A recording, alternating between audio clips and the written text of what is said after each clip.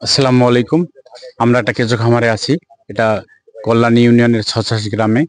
এখানে দেখতে পাচ্ছেন যে এটা ক্যারেটের মাধ্যমে ভার্মি কম্পোস্ট উৎপাদন। এখানে খুব সহজ পদ্ধতি। এগুলো এই ক্যারেটে দেখা যাচ্ছে যে আহ, কেঁচো এবং গোবর দিয়ে এখানে ভার্মি কম্পোস্ট উৎপাদন করা যায়।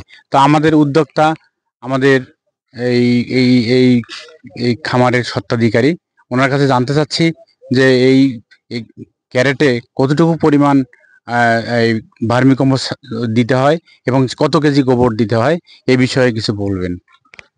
ভার্মি কম্পোস্টের জন্য আসলে আপনার প্রথমে ক্যারেটটা ভরাই নিতে হবে। তো ক্যারেটে আপনার মোটামুটি ২৬ থেকে ৩০ কেজি পর্যন্ত গোবর ধরে।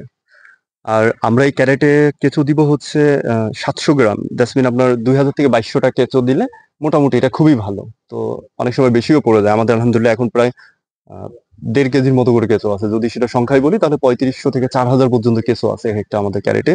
আর এইটা আপনার ১২ থেকে ১৫ দিনের মধ্যে সার হয়ে যাচ্ছে।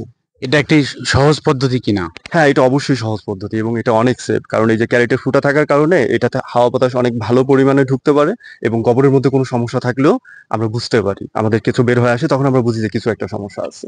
এতে কেঁচো মারা যাওয়ার সম্ভাবনা আপনার ৯৫% কমে যায়। কমে যায়। ধন্যবাদ।